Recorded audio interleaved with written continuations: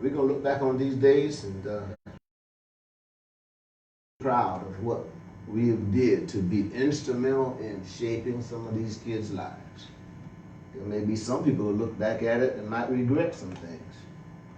But church, hear me today. I'm striving to live my life where when I get down there and I lay my head on that pillow and I can't do nothing and can't say much, I just want to be well with my soul. Cathedral. If I can just hear God say, well done. And while I'm waiting on him to call my name, I don't want to have no regrets. I don't want to go back and say, oh man, I should have treated my wife better. Oh, I should have did better by the church. Oh, I should have did better. No. I don't want to hear none of that. That's why I labor. That's why even when it's hard, reverently, I press. That's why when I don't like it, I say, Lord, if that's what you want me to do, I'll do it. Why? Because one day this is going to be over. Right. Y'all believe that? You better believe it. One day it's going to be over. And to you that are listening, whether you're on YouTube or you're looking at us, watching us by our Facebook or the website, the church website, I thank God for you. Thank you for watching. And to you that are here, God's got a word for us. Amen? Amen. And I don't ever say, oh, so-and-so should have been here. So-and-so should have been here. No, you are here. So God is speaking to us. Amen? Amen. God's got a word for us. So again, God bless you. And I'm so glad that you are here to share with us this morning. Our graduates are Mr. Errol Chandlerson, Mr. Caleb Edwards, and Mr. Jacob Marino. Amen. We are honored, we honor you, and we appreciate your persistence, your faith, and the courage you have shown during your tenure here at Greater Faith World Center. A lot of people come to church, but a lot of times they come to church, they don't want to be there. They just come because mama, or daddy, or auntie, or somebody had them to come. But these guys have been consistent. They've walked through this ministry for, I don't know, some of them almost all of their little lives as they've been old enough to come. Amen. And we are so proud of what you guys are turning into. And it's not over yet. God's not finished. You're only just beginning. Amen. Amen. So this morning, I want to encourage, I want to inspire and challenge you as you move your future endeavors. I want you to remember those who encouraged and inspired you on this journey. Because how many of you know we don't do things by ourselves? No, we don't. It bothers me and bugs me when I hear people make it to a decent point and all they can get up there and say is, I want to tell them to shut your mouth. But there's so many people who have been instrumental in helping me and helping you to get where you are. Church ought to say amen. Amen. We're not an island. Nobody does it by themselves. God always strategically his people all around the world and put them in place to help you and help me to get where he wants us to go. Yes. And that's a wonderful thing. So if I can insert this parenthetically, that's one reason why we should not ever look at our life and see ourselves as a victim. Oh, I didn't do this because my mama didn't help me. My daddy wasn't there. Oh, I had to work hard. No. Don't see yourself as a victim, even if you are a victim. And I know there are many out there that may be here and out there listening and watching this message who feel like you are a victim. And even if you are, watch this. Don't live with a victim mentality. Amen. I've been in a class the other day and I was listening to the guy talk about some stuff and it sounded like they were saying, if you're a victim, just play the victim role. And my thing is, my God is bigger than that. Amen. I may be the victim, but I don't have a victim mentality. My parents didn't graduate from college, but by George, I did. My parents didn't work. They had to work in the field. But listen, from the time I graduated from high school, I had not have to work in the field again. Listen, my God did better. Every round go higher and higher, and God began to take you from glory to glory to glory. It doesn't matter what your background is. Amen. Amen. I'm so glad. God is not partial, folks. That little song said, there's no secret what God can do. Y'all heard the rest of that? He's done for us. What he's done for others, he'll do for you. So don't ever see yourself and start resting in that victim mentality. Don't think that way. Because the Bible declares, as a person thinks, so goes they. If you think I'm a victim, you're going to always look for somebody to bail you out, look for somebody to give you something, look for somebody to go out of their way because poor me. No, don't live that way. I challenge all of us to think higher than that. Because if I'm going to think like that and stay there, guess what, folks? It's almost like God doesn't exist. It's almost like God can't infuse and empower me. It's almost like nobody else can help me if I'm the victim, poor me. No, we don't believe that. We walk by faith, not by sight. Sure, you may be the victim, but don't ever get in that pity party thinking, I'm the only one. I'm the only one that ever had to go through this without my parents. I'm the only one that ever had to live like this and didn't have this and didn't have that. So what? We have to get over it and watch God do his part. Amen? Amen. How many of you believe God is faithful? Amen. I said, God is faithful, and I can give you story after story after story concerning the faithfulness of God. God is faithful.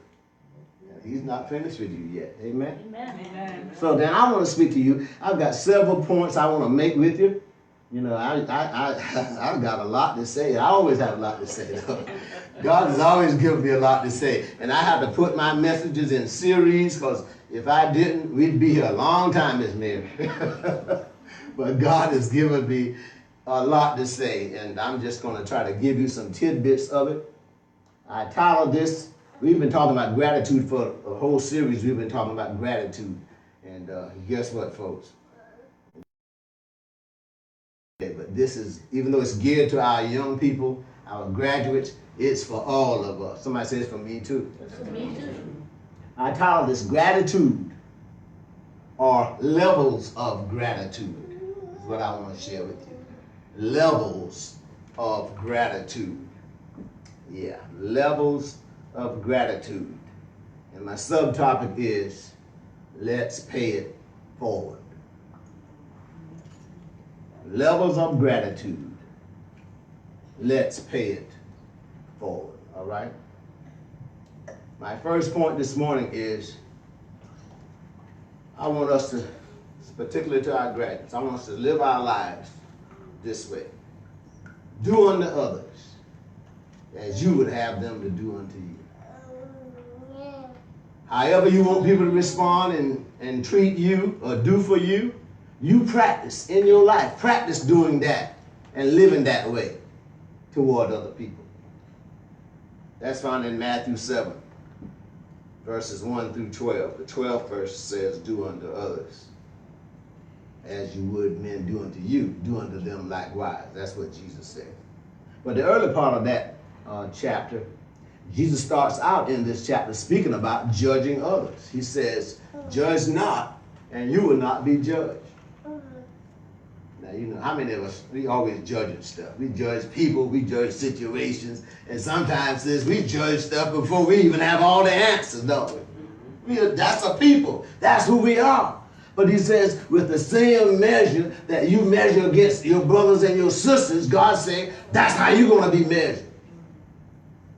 So what am I saying? If I'm living my life with a grateful attitude and I'm showing gratitude toward others, that means I'm not living my life self-centered. I'm not living a selfish kind of life. I'm thinking more of others than I do about myself. Sometimes, Pastor, sometimes people might do you wrong. So what? As a Christian, through the Spirit of God, we can do this. Somebody say, I can do this. Paul put it this way, I can do all things through Christ who empowers or strengthens me. Yeah, so Jesus started out saying, judge not, and then you will not be judged. Because he said, with the same measure that you judge against other people, that's how it will be measured back to you. He went on to talk about casting your pearls before swine. Let me kind of see if I can break that down a little bit. When you're casting your pearls before swine, see, we've raised some smart, intelligent, God-fearing young men here at the Greater Faith. For you to cast your pearls before swine would be like you taking all of the good, precious value that God has given you and you go hang out with people that don't necessarily love God. They're not trying to follow God, and you are trying to pour all into them, which is good to reach out, but you don't want to cast all of the spiritual values that God has placed in your heart to people that don't want it. That's a waste of time. Amen. Y'all hear me? That would be a waste of time. Let me give you another example. You know, you're going to go to college, no doubt, and you're going to meet people. You're fine looking young men, and there's going to be some ladies out there looking, and oh yeah, you don't have to chase them down, they'll chase you down. And that's literally true. They'll chase you down. But they don't understand yet the virtues that's in you. They don't understand what God has deposited in you. So they're going to chase you down because you look good. They're going to chase you down because you're tall and you got that demeanor. And oh, I like him. And if you follow them, especially if they don't mean you much, that's like casting the values that God has put on you. Like throwing it away. Because what'll end up happening? They're going to drag you down to their level. Our job as Christians are to, if we got to go out of our way and mentor, our job is to do what? Raise them up to our level. The level that God is calling us to. Not to go there and mingle with them, because listen, the Bible says just like cleaning up a hog. My daddy used to raise them. I know about those. It's like washing the hog down and making it nice and clean. Spending hours sometime in the heat, washing them down, trying to cool them off. And guess what he does? He goes right back into that mud. And just roll over all over again. And just messes them up. It used to bother me. I'm like, Dad, I'm going to put some water on the hog so they can be cool. And 5 minutes, you go back there, the hog done went back into the mud. That's what he needs. Swine, because they're going to just trample back on them. And then they'll give up and they're going to walk right back into the mud. So to you guys, do unto others as you would have them to do. Mistreat you and abuse you and waste your time. Don't abuse and mistreat and waste other people's time. You go to a job, some of you going to get part-time jobs, you're going to be working. Listen, do unto others as you would have them to do unto you means I'm going to give you an honest day's work for honest day's pay. But watch this. There's going to be some people out there, they don't want to think that way. They want to cheat and beat the system and get away with whatever they can get away with. That's not going to be you guys. You guys are going to be the best workers. You're going to be the best students. You're going to be the best people that God has called you to be. Why? Because his word has been implanted in your heart. You have not only greater faith's DNA, you stamp God's DNA on you. In some places, you just aren't going to fit, no matter how you try. And that's a good thing, isn't it? So, my first point, do unto others as you would have them to do unto you. Sometimes that's not going to be easy, because we live in a world that's full of sin and full of wickedness, and sometimes, when I say sometimes, people will see that value in you. They'll see that treasure in you, and they'll try to, because they don't want you to show them up. I've been there. Join the Navy, and all of a sudden you're out there and going from place to place with a lot of sinners, and people don't love the Lord. And next thing they're going to ask you, you're not going out tonight? You're not going to the club with us? And that can be awfully tempting. I won't lie to you.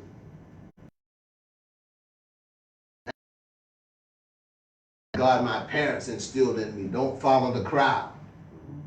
And I was my own man, and I'm encouraging you, be your own man.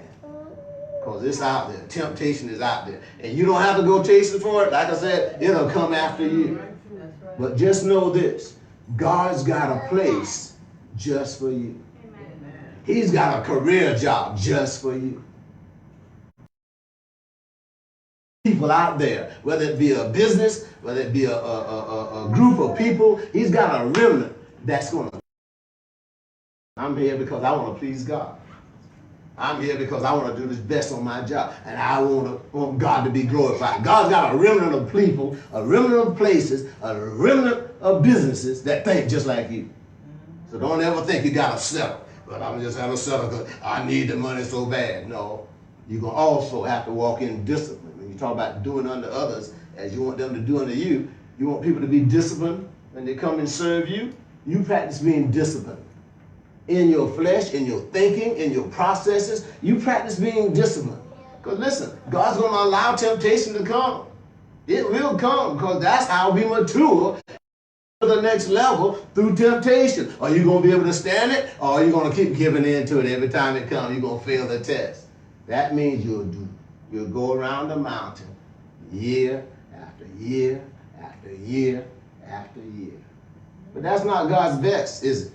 No. That's not God's best. Oh, he's going to allow temptation to come. Even Jesus faced temptation.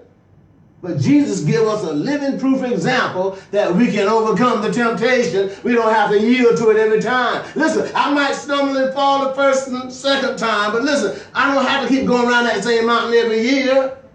Because greater is he who is within me. Amen. Y'all better hear me this morning. Than he that is of the world. If I'm going to keep failing it, that simply means I'm not using discipline, I'm not using good judgment, and I'm not trusting the God who lives within me. Amen. Let's not put God to an open shame. Let's stand and watch God deliver us through every situation, through every circumstance. Hurry back, my son. So that's my first point. What about the second point? Somebody said, what's the second point, Pastor? Second point is found in St. Luke 17. It's about Jesus seeing 10 lepers in the village through Samaria and Galilee. He was on his way to Jerusalem. He saw these 10 lepers, and they were over there screaming, Lord, Jesus, Master, have mercy on us. And you know, they had to stay at a distance because they were lepers. Leprosy was a contagious kind of disease, and you couldn't, it's kind of like this virus thing. Yeah.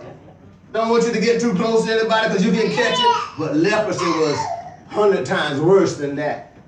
Leprosy caused you to have boils all on your skin, you break out, and your pulse is pulsing, and it's oozing out, and it just took over your body. Your skin turned pale, and it was one of the worst kinds of diseases that they had in that day. And guess what, folks? They didn't even have a cure for it. Imagine that. You know, with this virus thing, we've got people in the scientific labs now coming. But back then, they didn't have it. The only recourse was to call on Jesus. They said, Master, have mercy. And Jesus said, he yelled back, go show yourself to the priest. Go show yourself to the priest. And what that simply meant was, the priest had the authority to,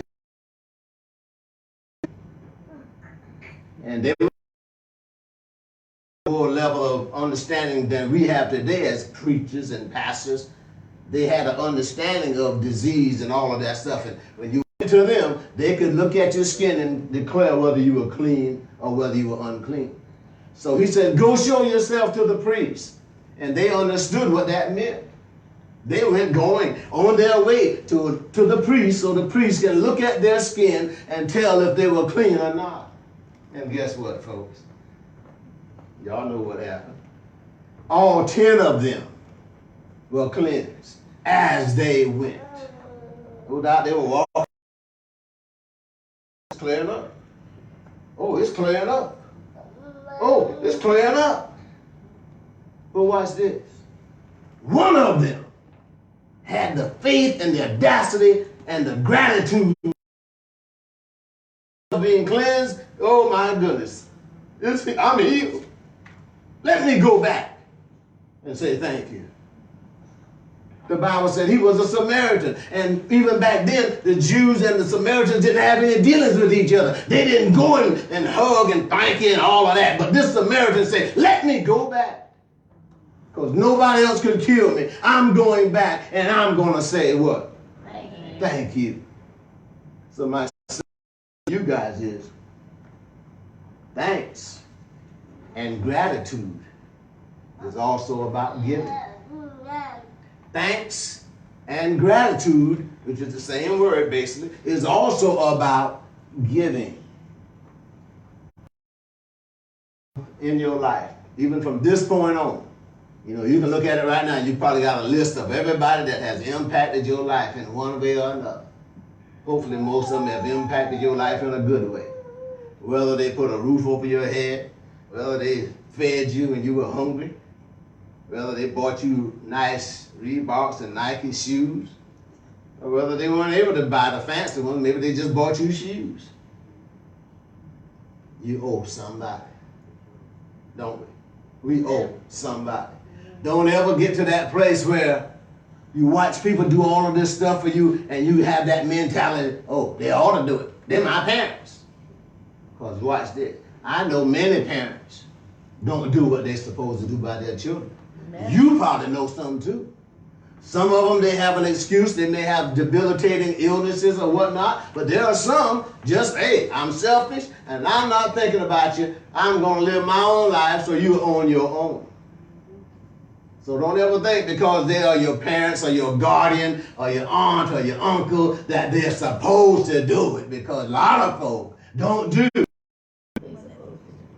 what they're supposed to do. You have taken on a part of us though.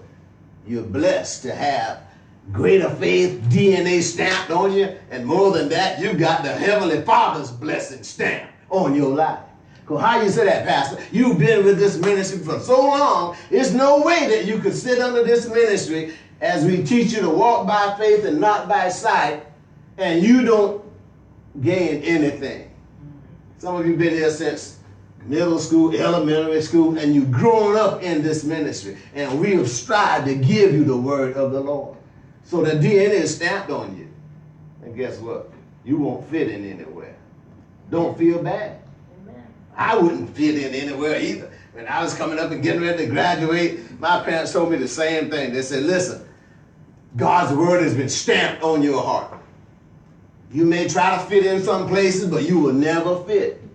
I thought I'd try it one day. I'm like, I'm grown. You know, Dad helped me get my car and have a car. I said, everybody else said they were going to go over into this club. A little local place right in town. So I'm going to go by there and see what's going on, because I've never been in there in my life. I walks in there, Reverend probably been in many of them. But Reverend, I walks in there, and it's all dark, all smoky. And first of all, I never liked smoke. I didn't like people smoking in my car. I put money in my ashtray so they wouldn't put any ashes in my ashtray. That's how much I hate smoking. I didn't like the smell of wine. I didn't like the smell of beer.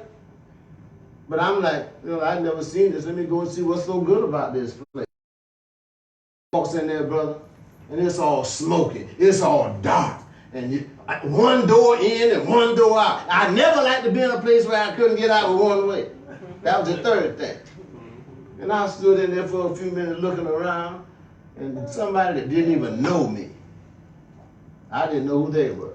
They came up to me and looked at me and they said, oh, you don't belong here. My mother told me, you're not going to fit in places. And you know what? I might have stayed there 5 more minutes. I turned around and walked, took my little self right out of there, got in my car, and I drove away and never set foot back in there again. Because I'm like, you know what? Mama was right.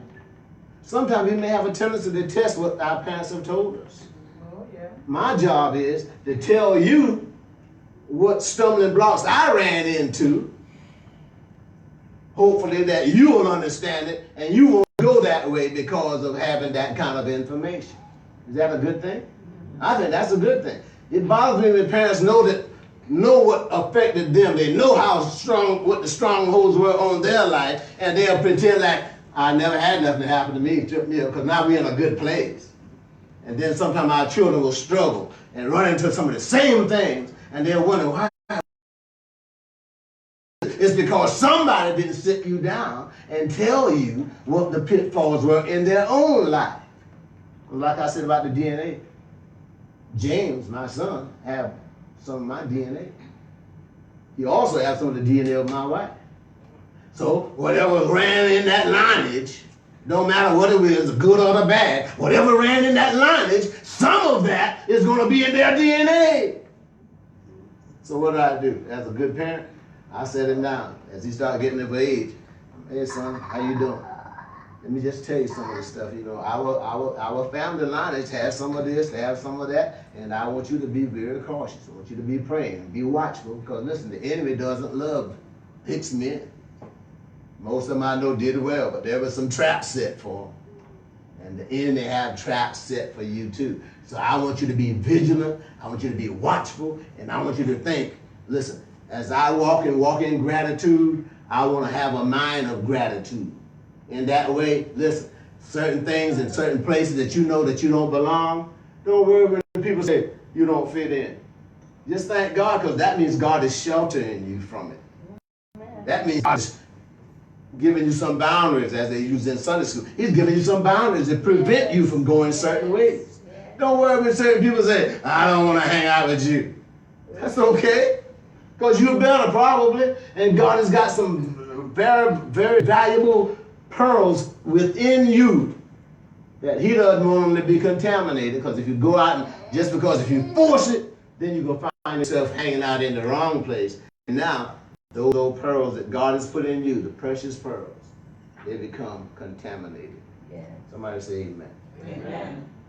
So then, the second point again, thanks and gratitude is about giving. Find yourself going out and serving and giving back. Find yourself going back and saying, listen, I know you guys probably broke right now, but you're not going to always be broke. Some of you probably got money now. If you like me, I used to save my money in the jar, and I'd save it under the mattress, because that's what my mom told me. She said, you should never be broke. Always find a way to save you some money. And when I was in high school, I had my little stash. I got a buddy here that does that now. I had my little stash. And sometimes when they wanted some money, wanted to borrow something, I was like their little bank. And they borrowed $20, I'll give it back to you. I wasn't smart though. I should have charged them jokers the interest. But listen, learn to be able to give back. Think of these people that have helped you cross this milestone and say, listen, what can I do? I don't have the money, but you ought to go in there and sometimes say, you know what? I'm going to clean up the dishes. I'm going to sweep the floor. I'm going to mop the floor. I'm going to go wash their car. Think of something that you can do. Because listen, just because you don't have the money to do it don't mean you can't do anything. You have to build an attitude of thankfulness. We have to build a mindset of having a spirit of gratitude, or else you won't have it. Don't say, oh, wait, when I get that real job, then I'm going to come back and I'm going to buy mom and daddy this, I'm going to do it. No, hogwash. Jesus said it in Luke 16. Listen, if you can't be trusted to do right by the small task in your life, or while you don't have much, if you can't do right by that, you're not going to do right when you get more. That's biblical. That's why I use that a lot. Because if I'm making $50 a week, if I'm not going to be faithful to God and give him my little $5 out of it and learn to do it religiously while I'm young and while I understand these principles, if I don't do it while I'm young, I'll start making $5,000. Now it's going to be harder. Oh, $5,000. That means I got to give him $500. That's a lot. Oh, and then the enemy is going to say, oh, you need to pay that on this over here. And you will never get to that place where you're honest with God. Why? Because I don't have a thankful kind of spirit yet. I did a few things that showed that I was thankful, but to have a repetitious kind of mindset where I'm going to show thankfulness, you don't have that. You're going to have that. You're going to remember, and you're going to start from today, because we're going to give you some money, we're going to give you some goodies, and you're going to start from today saying, oh, Auntie, thank you. I just want to buy you lunch today. Oh, Mama, thank you. I appreciate it. This is not much, but hey, this is something to say thank you. You're going to find yourself in the Walmart or somebody buying you a nice little card. And it's going to say, thank you. And it's not going to stop there. Let me tell you what I did. When I joined the Navy, even after I couldn't finish school because I had to get out and work and try to make some extra money so I could go back, I was this close to having that bachelor's degree. And I had to drop out. But when I took that first job, folks, I joined the Navy, first check I got, I sent it almost all back to my mom. my parents. They'd give me gas money when I didn't have it. Sure, I was working a part-time job, but they would give me gas money. They would ask me, do you need a little something? You need a little something? And they would help me. The folk at the church sometimes. Slide a little something in my hand. Oh, this just to help your son. I didn't forget those folk. There were times when I didn't have the money at the time, but there were times when I'd go by their house and I would look around and I'd say, oh man, this lady don't have any wood cut. It's winter, it's cold. I walks in, knocks on the door. Excuse me, let me get some of this alcohol. And I walk on and knock on the door. And, oh, that's you, son? Come on in, son. And the first thing they said, I'm so glad you came. I got some wood, but I don't have nobody to cut it up for me. I started giving back when I was a little young fella. I'd go out there and cut that wood, bring it in, start a fire, and they were, oh, I'm so grateful. But that was one of the same ladies used to look out for me when I didn't have much. I'd go back and give back. And that's what y'all gonna do. You're gonna go back and give back. You're gonna be thinking of some of these folks that went out of their way for you when you didn't have, I want to use that expression, a bottle or a window. You're going to think about that. You're going to say, you know what? I got to find a way to go back and say thank you. Got to find a way. Tell you, I'm going to find a way. Like my wife and I, going through, we're talking about gratitude and giving. Listen, my wife and I, a lot of times, we would sacrifice for our children. It's like many of you do. We would sacrifice. Sometimes, the light bill automatically got paid. The water bill was paid. The house note was being paid. But, at your age, you don't think about that. You just assume, oh, wow, we got a good luxury here, nice air conditioning, it feels good. But somebody had to pay that bill. It's kind of like a show I saw one time, one of the Cosby shows. The girl came home and she was complaining. I think it was Nessa, one of them. She was complaining, I don't know, my kids, all my friends, they don't live like we live. And I feel like I'm kind of the outsider because they don't have what we have. We got this nice house and y'all driving nice cars and got all these, they call me a rich girl because we got all this stuff. My man look at her and say, wait a minute, let me clarify something. You're not rich. You don't have it like that. It's our house you living in. These are our cars that you get to drive. You drinking and sucking up the air and out there to be bill. In other words, he had to kind of clarify because he said, we are rich. He said, no, we not rich. Maybe my wife and I are rich, but no, what you have, you got to go out and make your own way. So don't ever think that just because you don't contribute yet to the water bill or the light bill, some of you have cell phones. All of you probably have cell phones, right? How many of you pay your own cell phone bill? You don't? What you mean? This is your cell phone. Kim, you don't pay your cell phone? Oh, man. So I guess I'm on to something here. Sure. Somebody's paying it though, huh? You don't even think about it. Oh, it's getting paid. I turn it on, it still comes on. All I got to do is charge it. Well, somebody's paying that. Remember those folk that goes out of their way to do that. 'Cause I'm sure, even though it's a package deal and you get a good deal on it, somebody has to pay the bill. Every month, somebody got to bring up the money. Am I right, parents? Yeah. And sometimes, somebody say sometimes, if you're not careful, parents gonna get tired. They'll be like, I'm about to break their plate. So they're eating more. They're sucking up all the air. But the parents love you. But you're going to remember these things and you're going to be giving back. As soon as God bless you, you're going to give back. He's going to bless you something today, like I said. And you're going to be, oh, I got to go back. I got to tell them thank you today. Because last week you might not have had any money at all. But today and tomorrow, Reverend Lee, they're going to have some money. So they'll be like, let me buy you a burger. And that's all right. You start where you are. You might not be able to take them to the Longhorns and buy a whole meal, but buy them a burger. What's your favorite burger? What's your favorite drink? Whatever. But start small. And as God blesses you, you can do even more and greater things because you are showing gratitude, and gratitude is about giving. I remember my wife and I, we were like, my daddy bought station wagons. These are big old long cars. And we bought vans. We had a conversion van, a nice van. It had the captain's chairs and all that, big bed in the back, because our kids were young and we traveled. We didn't fly a lot. We would drive. And one day after they started growing up, my wife and I talked, and I'm like, you know what? It's time for us to start enjoying our life a little bit.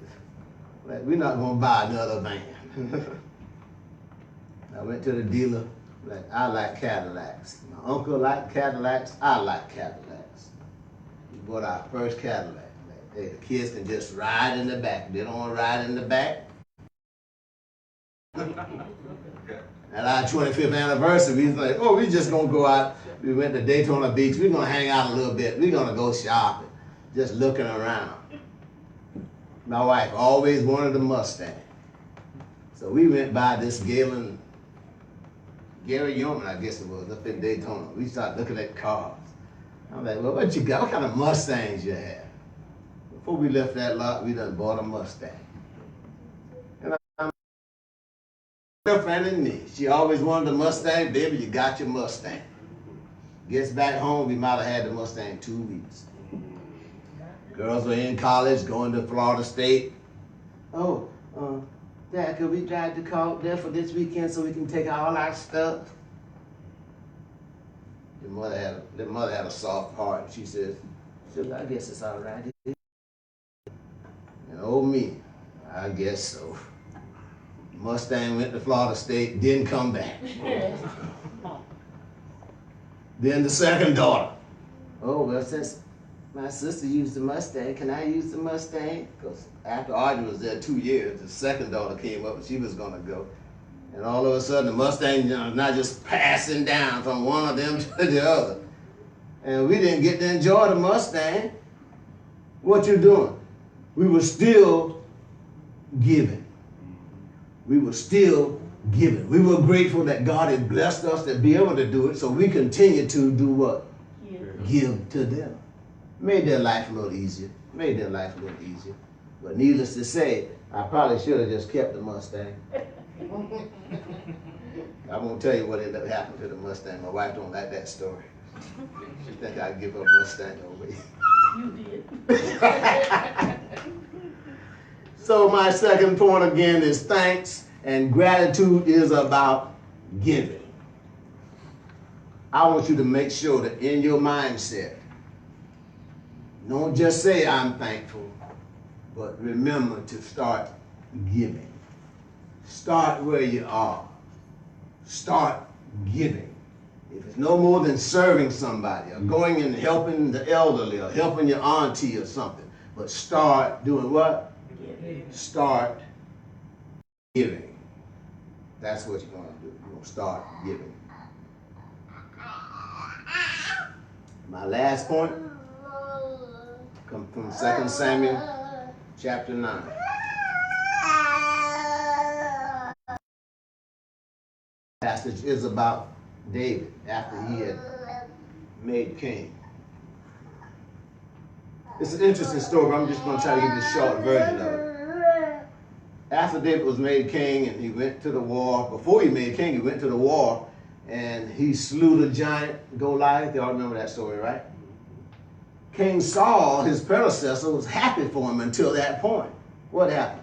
Well, when he went there and slew the giant, back from the war, all the ladies out there charading and celebrating, and they were saying, Saul killed his thousands, but David killed his 10,000. Saul killed his thousands. Now remember, Saul was the king at the time, but David has killed 10,000. The Bible says from that day on, Saul envied David. At first he loved him. At least he thought he loved him. But at that point on, he envied him, and he was out to kill him. He would set him up, call him to come to a certain place, and he had his little spears and stuff, and he would throw his javelin at him. David would sit there and pray to evil spirits, play his harp, and the evil spirits would leave Saul. And Saul was loving him while he was doing that. But right in the middle of it, Saul would take his javelin and try to kill him. Everybody's not going to be appreciative of the gifts and the values that are in you guys. Amen. They're not going to celebrate that. They're going to see your honesty and your love for God, and you're not going to be lying for them and cheating for them. They're not going to like that. And sometimes, when I say sometimes, there are going to be people in your life that's going to hate you for that. On the job, you're going to be working, and you're going to be honest, and they will, oh man, we can check out there, let nobody care, they're not here, let's cheat. Oh, you can do this, and we can do that, we can get away with it. And just because you don't agree with them, they're not going to like you. But that's all right. Y'all hear me? That's all right. Be comfortable in your own skin. Be comfortable of the man, the young man, and that God has already brought you into. And stand with your own virtues. Stand with your own godly conscience. Don't give in. But David said, okay, I see he doesn't like me. But God had called Jonathan, who was Saul's son. Watch this. God called Saul's son, Jonathan, to be a very good friend to David. And every time Saul was plotting with his men to kill David, Jonathan would whisper, you don't want to go over there today, because that's where they're going, because they figure you're going to be over there, so you need to go this way. Jonathan is the son of Saul now. Saul wants to kill David. But Jonathan was standing in the gap every time. Like I said, God's going to always have somebody there to look out for you, to cover you. God's going to have that happen. As long as you're standing up and looking for the way, God's going to show you the way. But make a long story short, one day they were at battle. Saul was killed. Jonathan was killed. And all of a sudden, David, the king, he says, man, I was going to look out for Jonathan because he always looked out for me. So he asked the question. He says, who is there that are yet alive that I can show some kindness for Jonathan's sake? Say, who is it? Is anybody still living? Because a lot of his brothers got killed in the war. And lo and behold, they found out there was one guy still living, one of Jonathan's sons, who were crippled on both legs. During the war, when they began to run out to escape, he fell, and both of his legs were injured, and he never could walk straight again. They said, oh, there's Mephibosheth. He's still around, and he's still living. And David says, would somebody look him up and bring him in to see me? This is my last point. It's called, let's pay it forward. They brought Mephibosheth in, and he greeted David. He was the king at this point. And David was so glad to see him because he says, I want to show you kindness for your daddy's sake. I want to be good to you. And guess what he did? He said, all of the property that Saul had and Jonathan had acquired, he said, listen, I'm going to restore it all to you, Mephibosheth. Why? Because when during that time, if there was no other successors in the family to take over the inheritance, it went back to the government. It went back to the state. But when David found out that Mephibosheth was still alive, he said, Mephibosheth, you don't ever have to work another day in your life. I'm going to bring you in. I'm going to feed you every day. You're going to come and eat at my table. I'm going to take care of you. And I'm going to give you all the land that was once to your parents. I'm going to dedicate it all back to you. Now, did he have to do all of that? He didn't have to. But he was paying it forward. He was realizing that, listen, Jonathan loved me. We were like brothers. He was always looking out for me. Even though his daddy hated him. Sometimes, folks, you're going to have to decide that I'm going to do the right thing because it's right to do the right thing. He could have easily said, David could have easily said, well, they cause it all the time. Don't ever side with evil.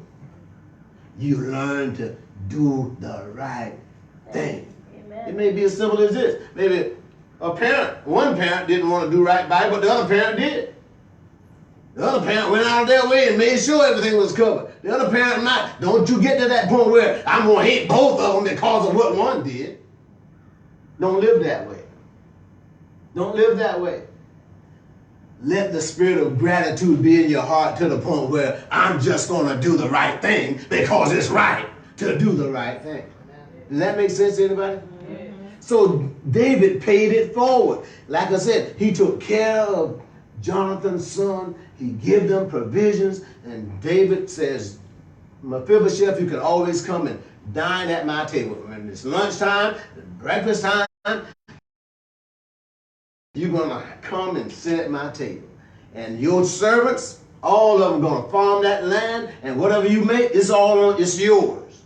It's yours. In other words, he was paid for. So now, as I kind of recap this, what are we going to do? The level 1 says, I'm going to learn and practice doing unto others as they do unto me, right? That's a good way to start right there. I'm going to practice and live my life by doing unto other people like I want them to do unto me. You don't want people to cheat and rob and steal from you? Don't you ever steal and cheat and rob from other people. If you don't want a girl to be lying to you, don't you be lying to them. Because sometimes, I say sometimes, we might try to lie just to kind of get favor and get people to do what we want them to do. If you start living that way, then that's going to be a track record with it. Because the enemy don't let you just do something one time. The enemy's job is to get you to have a mindset to do it wrong every time. See, God forgives us, and the enemy knows that. But the thing is, once I get in a track record of doing it wrong for a certain period of time, it's hard to change. And the enemy knows that. So he'll try to put his hooks in us early. He try to get us to lie and steal and cheat early. Because I can get you to start thinking that way early. That law of law of primacy. It says the first things that you learn and gravitate to, that's what you're going to stick with most of your life. We've put the word of God in your heart. We've shared the love of God with you. And you understand that. And hopefully as you go, no matter where you go, you're going to always have a mindset of, I want to do the right thing. I'm going to be honest. I'm not going to cheat. I'm not going to be lying to girls and tell them, oh yeah, I love you, and you know you don't. You're just doing that to get some kind of incentive. Y'all hear me? Be honest. Be truthful. Because you're going to have some friends out there, oh man, you know, this is how you do it. And they're going to tell you the other way to do stuff. And it may last for a minute. But if you're going to do unto others as you would like, it's going to bite you. Second thing I told you, thanks and gratitude is about giving. Always find a way to give and serve. Always find a way to do what? Give and serve. Don't be one of those stingy people who always want somebody. That's not you guys. That's not what you've been reared with. Your parents didn't rear you like that. Always have a spirit of, well, what can I do for them? Oh, they were so nice. What can I do? Oh, what can I do? And come up with something. Ask God, no, what can I do? What is it that they need that I can help them with? Sometimes people don't need money. That's right. Like that old lady, she just wanted some wood cut. And that was just like money for her. When I cut that wood and made her a fire in the heat of the winter, she was so grateful. Sometimes just driving by somebody's house and say, I just was in the area and I want to stop by and say thank you. And the last thing, learn to just pay it forward. If you can't get to that person that have served, there's no way that you can find them. If they passed on or whatever, you're going to live a long time, so you can always come back by here. You can always pay it forward. Think about, oh man, they probably have children, they probably have grands. Who is it in their life that, for them serving me so well, who can I return the favor to? And God will put somebody in your head that you can go back and return the favor. Give you a little last story about returning the favor and paying it forward. Like I said, with my parents, after I joined the Navy and I had a regular check, I was always sending money. Matter of fact, the Navy was probably the the one main job that I had all my life. I did some little petty jobs before I joined, but not much. But every time I got a steady paycheck, I was putting money in the mail to my parents.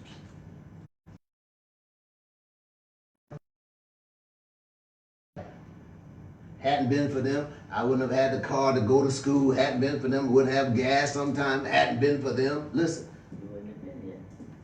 the food on the table, Daddy didn't discriminate. Even though I was always working. I was working since I was about 10 years old. But whatever they had, I got to eat it. And I wasn't able to pay them. But when I came in the Senate, and then God blessed me more. He blessed me to get on another job while I was in the Navy. I went to Cuba. Tell you this story short, true story. I didn't want to go to Cuba. I was dragging my feet to the Lord. I don't want to go to Cuba. There's nothing down there but the beach, and I'm not good in the beach. I can't swim, and I don't like the sunshine. And I said, there's no good church down there, because I had committed my heart to the Lord and all that, right? Goes to Cuba, and while I'm there, we were looking for a church. The only church that they had was the Catholic and the Protestant services that they would have on the base. And you know, that was so quiet. I was like, that's not too good. I drums and having a good old time, right? And guys, it wasn't that. And one day, my friend and I, Caucasian friend and I, was walking around because we saw in the paper that there was a little church. We walked around and we walked up on this little hill and we saw a light. And we walked in and we peeped in and we heard people in there praying. They were calling on the Lord. I'm like, oh, this might be the place. We walked into that little place, right? This is so real, man. Walks into this little place, and it was just a bunch of Haitian and Jamaican people that came across to work during the week, and on the weekend they would go back home.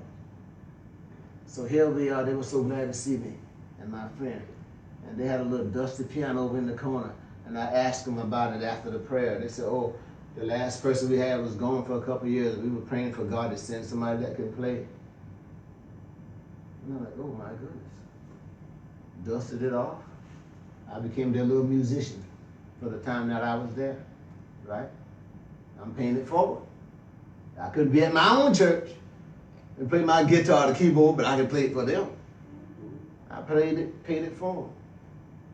And watch this.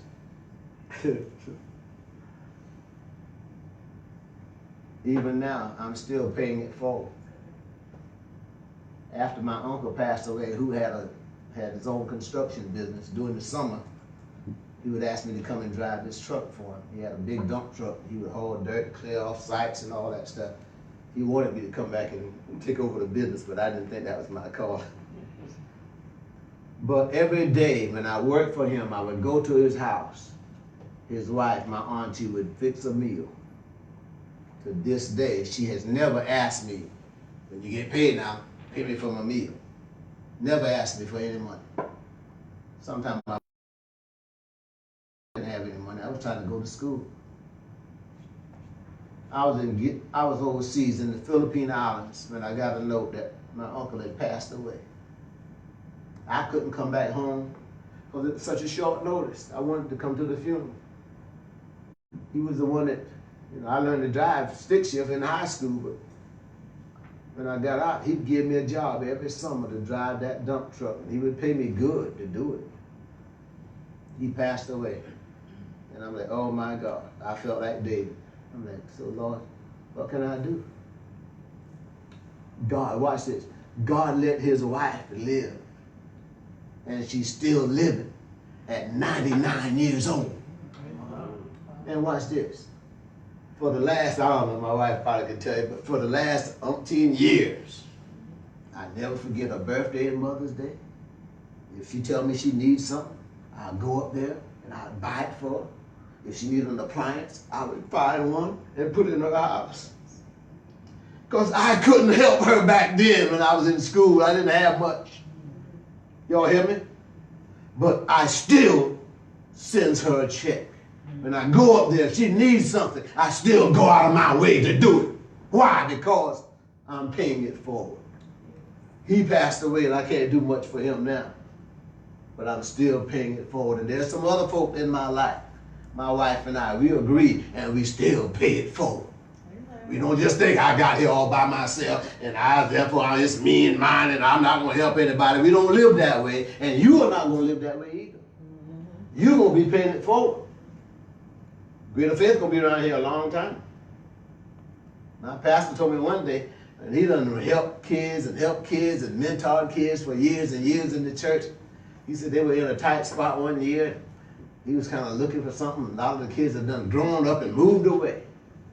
But he said he came through the city one day and somebody saw him and they just blew the horn. Bum, bum, bum, bum. Hollered out to him, "Hey, Red, hey, Red." He said he didn't know who it was. They turned around and followed him back to the church. And they said, "You know, Red, we are so grateful for what you did for us when we were kids. Yeah, I think their daddy was gone and the mama was struggling and the pastor in the church just did a lot of stuff for them, just like we do it. Any church would do. Help and support, take care of kids and help mentor them." And the guy said, he said, "I remember when, you would go all out of y'all way, you'd go to school, you'd come and check on us, you'd bring us to church, had the bus and pick." He said, "I remember all of that." But he said, "You know what? I ran into some money." This is the good part. He said, "I ran into some money." And he said, "I want to do something for you and your mom, you and your wife, and the church." He said, "How much money y'all owe? Are you trying to do any kind of renovation? Are you trying to do anything special? How much you owe?" "I'm going to give you an initial check, and for the next however months, I'm going to be sending you in the church a check because I remember what y'all did when we were kids." That's what you call paying it forward. Grown on their own, had their own children. But they said, "I want to pay it forward." That's what y'all going to do. You're not going to forget about You're not going to forget about your grandparents and people that have helped you. You're not going to forget about Greater Faith. I don't care where you move to. This person that done moved out of the area, done went somewhere else, and happily the pastor and their paths crossed. Some of you are going to do some great things. All of you, I'm praying, that will do great things, but God's going to take some of you a little higher than others. But I want you to always remember, number one, that God loves you. He's got a great plan for you. Even though the enemy is going to try to derail it, be prepared for that. But know that God loves every one of you. I've called you and told you about some of the things I see in my spiritual life, prophetically, that God is doing, but I don't know it all. But I know if you walk with God, God's going to bless you in an abundant kind of way. Amen. But until then, I want you to remember these 3 points. Do unto others as you would have them to do unto you. Secondly, you're going to remember thanks and gratitude is about giving. Don't sit and think everybody's going to just give to you, because God, generally, He have other people to give to you. He wants you to become that person where you're going to give to somebody too. It reciprocates, doesn't it? It goes around. Y'all understand? Caleb, you understand what I'm saying? It goes around. And the last point is the highest level of gratitude is paying it forward. Don't ever think, well, everybody's gone, no, I guess there's nobody else I can help. No, you're going to find somebody that you can show the same kind of love and gratitude to, and watch God continue to bless your life. Because as Luke 6:38, I think it says, give and it, whatever, what's the it? Whatever you're giving out, whether you're giving out love, you're helping somebody, you're serving, whether you're giving out money, He said, give and it shall come back to you. How does it come back?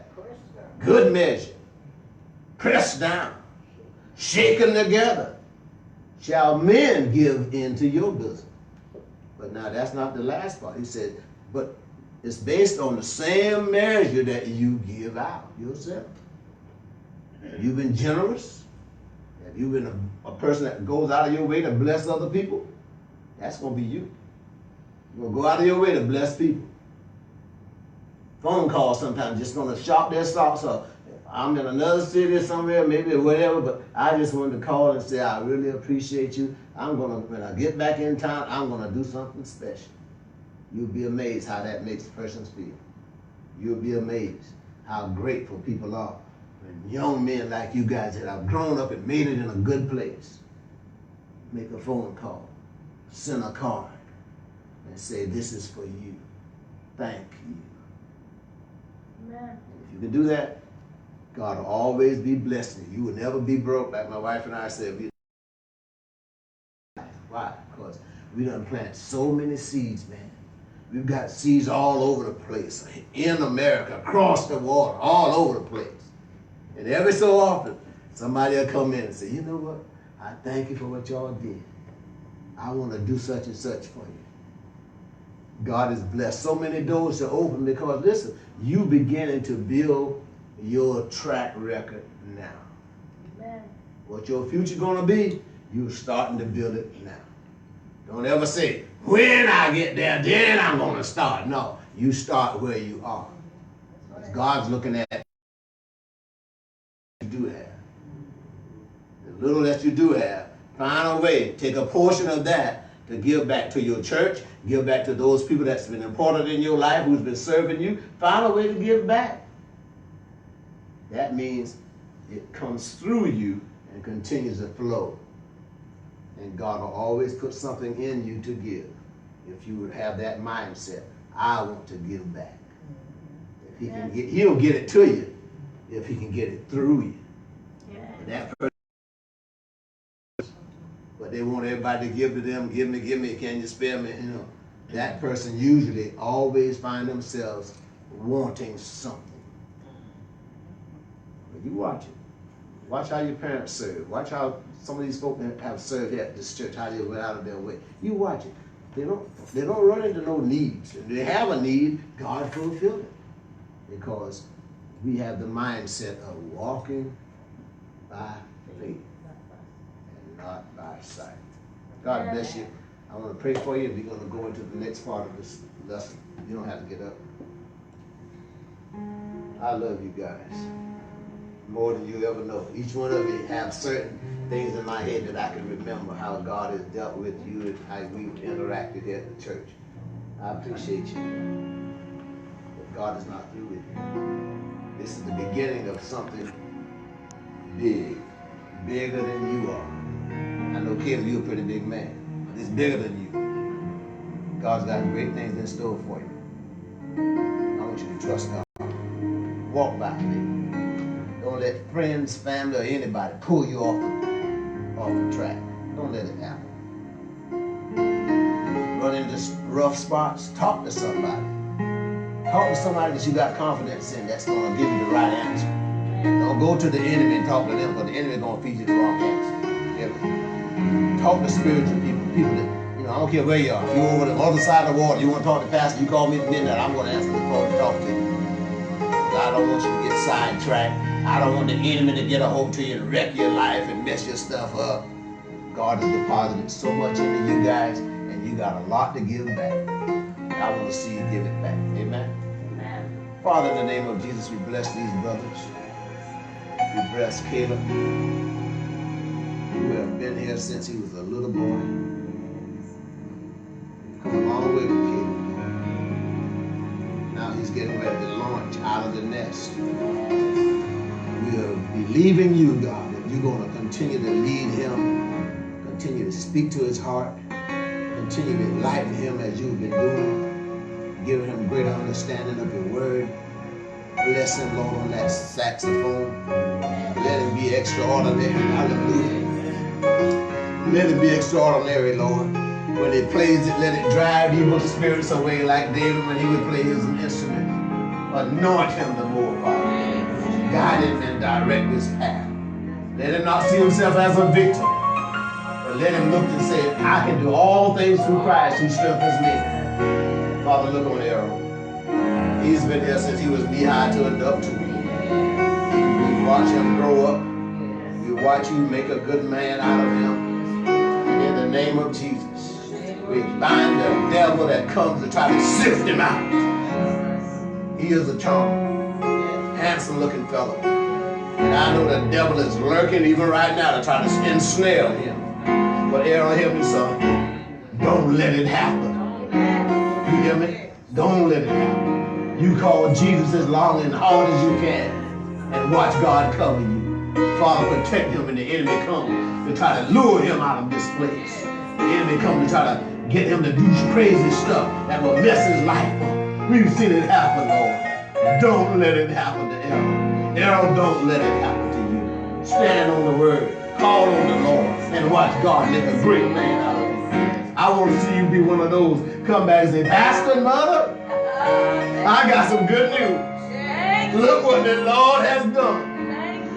Reverend Lee want to be able to hear you say, hey, Auntie, I didn't have much before, but I got something I can help you with now. You step up to that plate. My son, God's got more in store for you too. Don't ever forget it, man. Walk it out. It's going to take time, but walk it out. It's going to require patience. It's going to require perseverance. You hang in there. Father, in the name of Jesus, we bless this brother in the name of Jesus. He has an humble spirit. He has a listening ear for the Spirit of God. And I decree and declare that he will do great wonders in the kingdom. In the name of Jesus.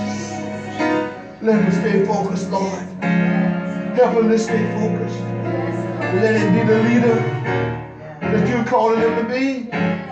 He can speak even peace in peace. He can speak peace even when there's trouble on the horizon. Speak through him, Lord. Anoint him to be all you call him to be. In the name of Jesus. I hear the Lord say, son, I haven't seen and your ears haven't heard the great things that God has in store for his people, for them that love him and walk upright. Y'all stand strong. Be real men and women. Be real men of God. Listen to the voice of God. And watch him take you places where you never dreamed of. Let's hear it for our graduates, church. Hallelujah. Thank you, Jesus. Thank you, Lord. Hallelujah. Thank you, guys. God bless you. I know so much more I can say about these fellas. They have been faithful and committed. They've come to this church and served. You can't thank God for them without thanking God for their parents and their guardians.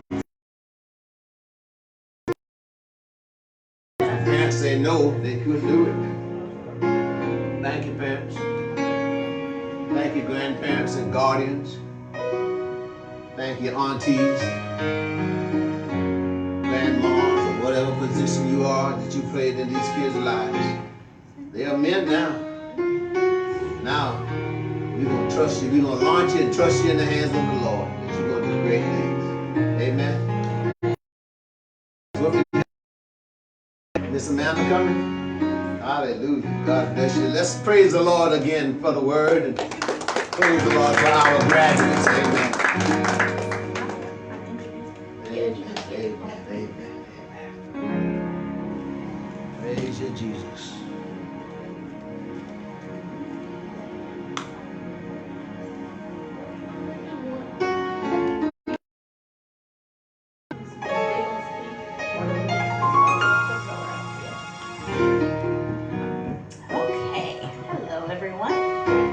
So I am here to introduce to those who don't know our graduates. So the first graduate we have this morning is Mr. Caleb Edwards.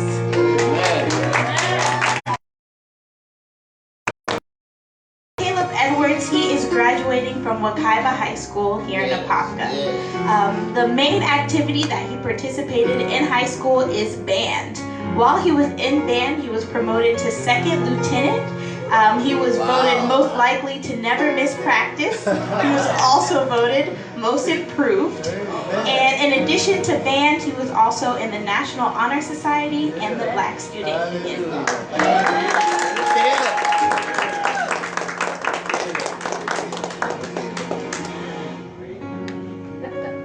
Thank you. These 12 years just kind of happened. It just kind of happened. Learn a lot, experience. But be part of all of it. you take a look. I take a look about how things went, and I'm like,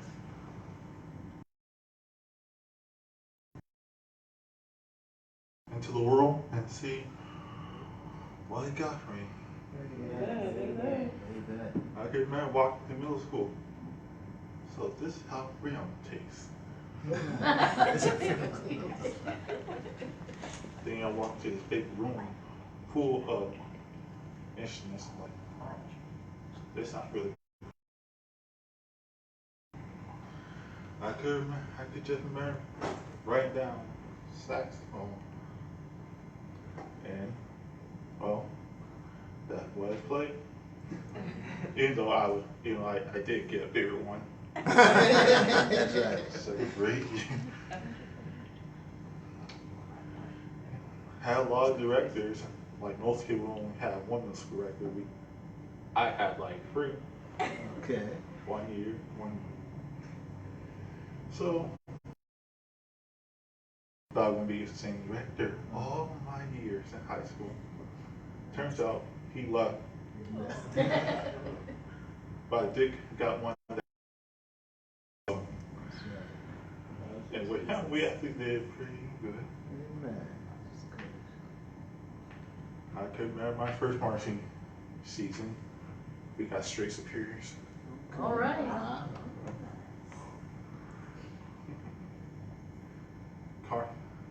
In the car season, we got straight goods. While we ensemble got straight excellence. Okay. Jazz overall excellent. Then when he came, then we went to Mr. Cheating. On him, we accomplished a lot. Okay. My first marching season with him, I could remember we got straight excellence. Okay.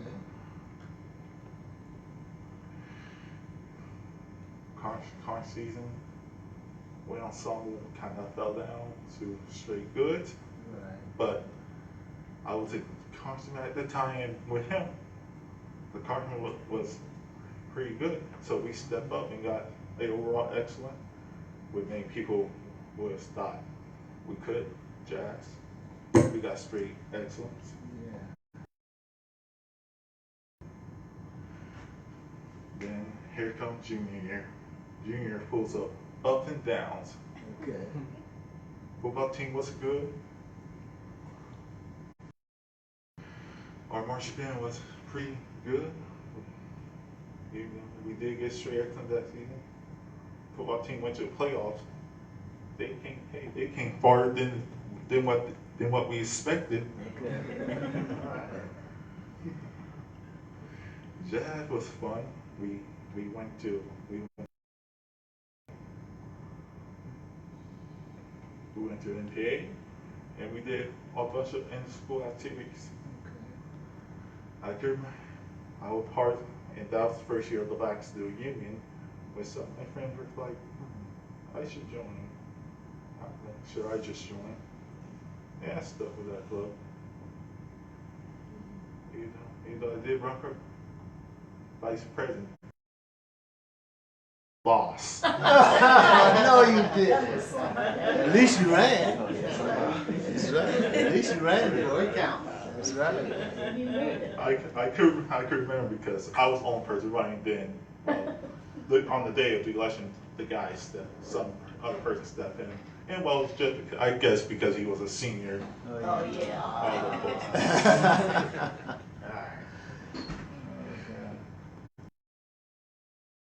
Then we get to senior year. Glories. Yeah. The senior from school football. The football team was my senior year was kind of good. They were doing good until we got to Edgewater, and well, they just went downhill from there. We still made the playoff, but I don't know. They tried.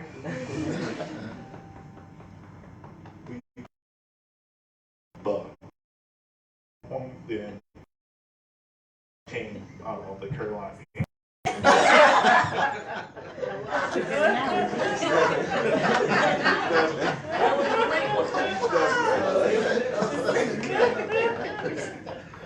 at least we got at least we got overall superior.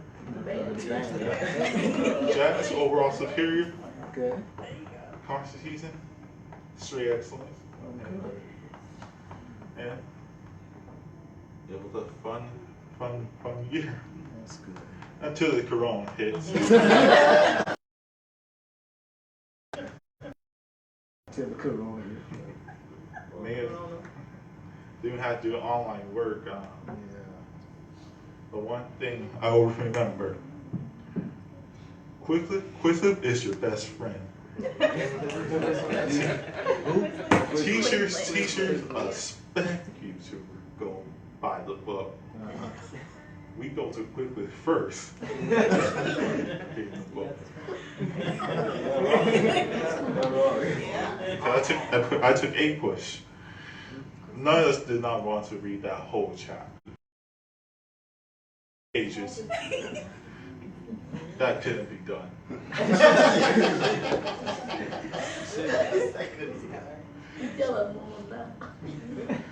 So I could just remember me and some friend junior year just making a group chat to just finish the study guide. Then I heard the study guide was online. I'm like, well, we could use that junior year. Copy and paste.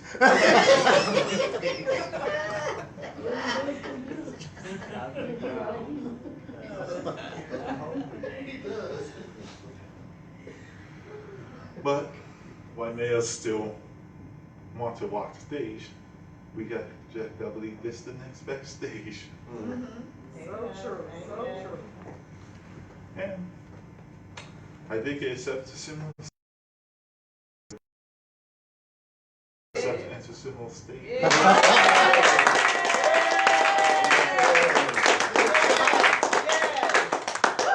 Yes, sir. Yes, Where sir. go major in music. Yes. And this was a journey. A good journey. Well, praise God. Well, praise God.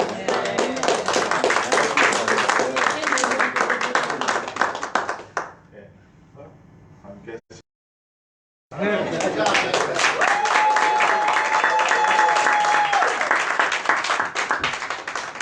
God. Yay, congratulations, Caleb. Yes. Next we have Anderson, and he is at Oak Ridge High School in Orlando.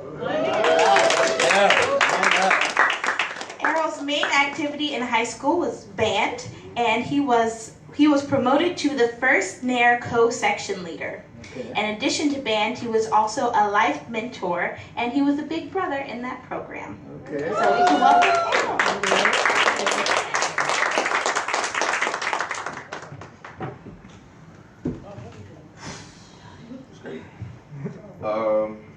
First, I'd like to thank God for being here.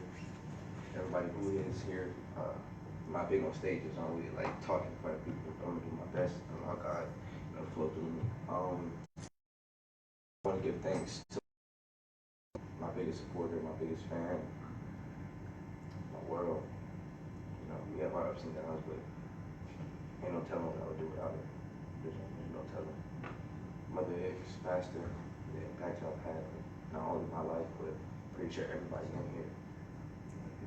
The outreach, the constant giving, the lessons, it's just these stuff you can't forget.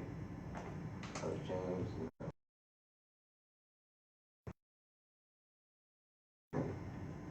going out eating. Going hotels, give me lessons on girls and stuff, I didn't always listen, what I'm saying? Oh, he said you didn't always listen. But, all that stuff, never goes unappreciated, I think the biggest lessons I've taken is to never be anxious for anything. There's always a time and a purpose. And there's always. And I wanted to read Ecclesiastes 3, 1 through 8. To everything there is a season, and a time and a purpose under the heaven. A time to be born, a time to die, a time to plant, and a time to pluck up which has been planted. A time to kill, a time to heal, a time to break down, and a time to build up. A time to weep, a time to laugh, a time to mourn, a time to dance, a time to cast away stones, a time to gather stones together, a time to embrace, a time to refrain from embracing, a time to get, a time to lose, a time to keep, a time to cast away, a time to rend, a time to sow, a time to keep silence and a time to speak, a time to love, a time to hate, and a time for peace. There's a time and a place for everything. And I believe that God led us all here today for a time and a purpose, for a greater good. We're gonna kind of, do what Caleb did, share my experience in school and how things went. Elementary school was one of the best, greatest, kind of years of my life. Nap times, snacks, nap times. And more snacks. And more snacks, man. Snacks, man. Elementary school was good, transitioning, I know I moved around a little bit. I went to Wheatley, Popka, a couple other schools, Pine Hills, that kind of, I was kind of a little social bird growing up, everybody liked to hang around me, but nobody really knew me. Middle school was probably the hardest years.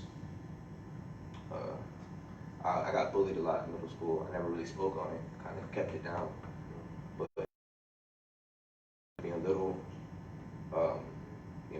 having a bald head, I had a little big head when I was growing up. Peanut head. People used to pick on me, and I never used to really like it.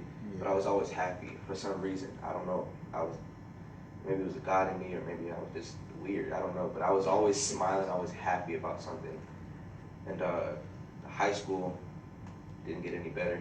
Freshman year was kind of tough, trying to get the loops and stuff. Sophomore year wasn't all that great. Grades slipping. Lost focus. But I always maintained, by the grace of God, I always maintained. If I started off shaky, I always tried to finish strong. Or I might start off strong, get shaky, but I still finish. And then, you got senior year, it just didn't go how you wanted it to go, And you work all 12 years of school, and you don't even get a graduation. Like a lot of people are fine with not having a graduation, it being virtual, but I was excited. Yeah. I wanted to walk across that stage. I had planned to do a backflip. I was ready. And We were ready too, buddy. It just took a hard left, and and I thank God I had, the talents He gave me. Doors have opened for me that I didn't think would open. I didn't see myself going to college 3 years ago. I didn't see myself doing any of that. Now I'm committed to Clark Atlanta. Amen. It's just been a road, growing up with, Jacob, Joey, I see y'all as my brothers. I appreciate y'all. The Morenos, you guys kind of took me in. Not a lot of available people, So I just thank God for everything He's done, I'm not a perfect kid, I know my aunt comes up here sometimes, she clowns on me, but I give her a hard time, I do. I admit, it's just the grace of God, that's all you can say sometimes, just thank you. That's all you can say sometimes. If you don't have nothing else to say, just thank Him. Thank you. That's right. I had a whole thing last night. I had planned on coming up here trying to give a sermon. And none of it was coming in together. It was crazy. I had a title, I had bullet, all in transitions. None of it came together. I was coming from Jeremiah, Genesis. I was ready to come up here and act like Pastor, walk around with Mike a little bit. Nah, it didn't even come out like that. I got 4 words on this little note thing. I got, it's crazy, But I wanted, transitioning now as an adult, going to college, it's just, you know, you got to put away some stuff. You feel me? You can't do the same things you used to do when you were young. You know, it's time to move on. Like Pastor said, you got to, you know, pay it forward. And that's really kind of like what I've gone off of.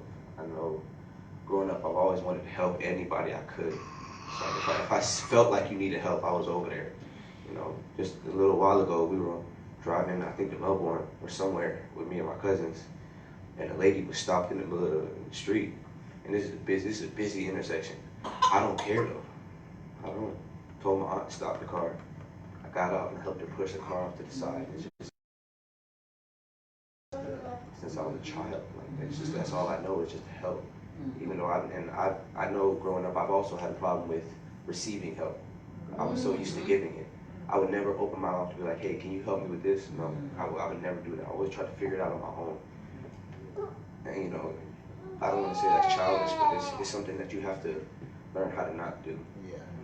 You never want to get stuck somewhere, you know, and be afraid to ask for anything. That's right. That's right. If you can't, you know, it's just, that's what it is. You can't ask for help, you know. You're stuck where you're at. That's right. You know, open your mouth. I know the Bible says, I can't think right now, I'm so sorry. You know, closed mouth don't get fed, you know.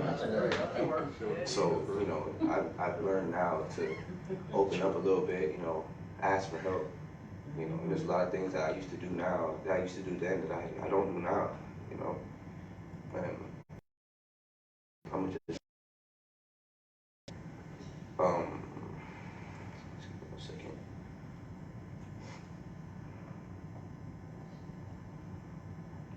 Like I said before, you know, we're transitioning now. You know, we grown now. We grown. I know they say we're not grown, we're not paying no bills yet, but we just got here. Let me warm up. You know what I'm saying? Let me warm up. Give me a little jizzy, you feel me? But it's time to transition, you know. And it's a new chapter in our life, and I feel like God's prepared us for it. We have a lot of people in here who care about us, who chip in, you know, and sharing. You know, it's a love, it's a family thing, you know. But I wanted to leave off with 1 Corinthians 13, verse 11. When I was a child, I spake as a child. I understood as a child. I thought as a child. But when I became a man, I put away childish things. It's a new chapter, man. It's a new chapter. I'm excited. Thank you.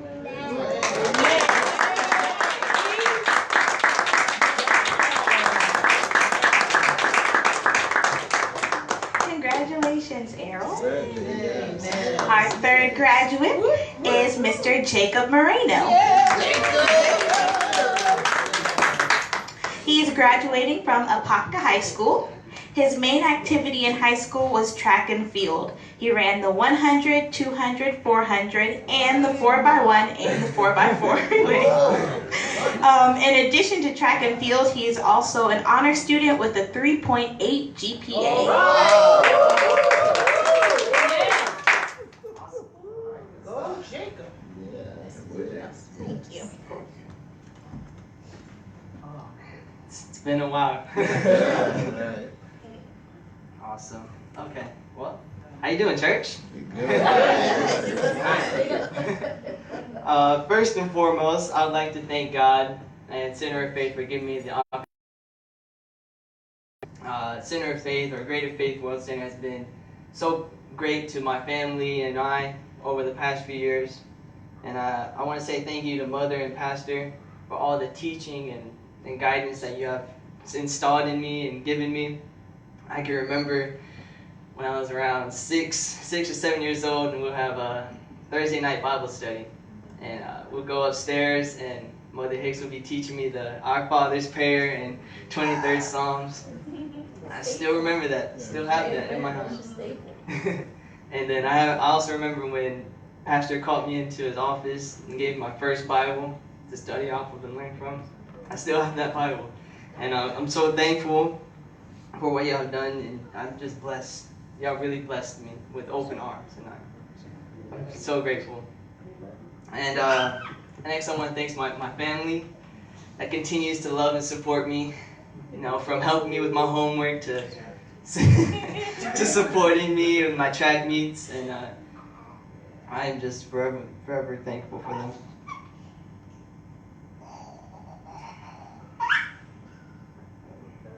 I'm lost. Hold on.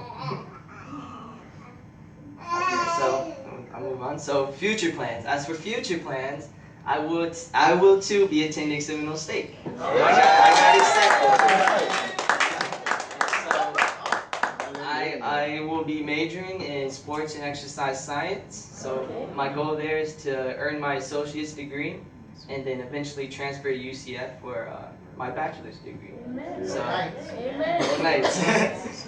Yes, and in the process of doing that, I also want to become a professional track and field athlete. So I want to run in the big stage, the Olympics. Hallelujah. Olympics. I want to go to the big stage. Yeah. And I thank God for the plans and dreams that He has given me, because originally that wasn't my plan, to go to Seminole and do all this. Originally my plan was to hopefully find a scholarship for track, like a D2 scholarship, and run for someone, but with the virus and everything happening, it didn't get to be that way. But I had no doubt that God was still with me. He's always with me, so you know, He's on directing me, He's leading me to where I need to be. That's how I see it. So I'm gonna trust Him wholeheartedly. And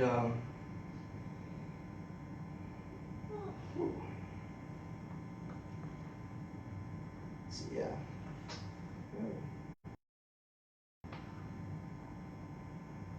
Yes, I'll trust Him wholeheartedly. And yeah, God has blessed me in many ways. And the way I see it, He's blessed my character. You know, over the 4 years of high school, I won't do what they did, but I'll sum it up. But over my 4 years of high school, He's really built my character. He's given me feet I couldn't learn on my own.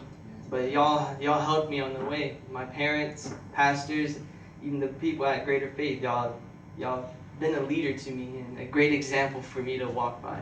So I'm very grateful.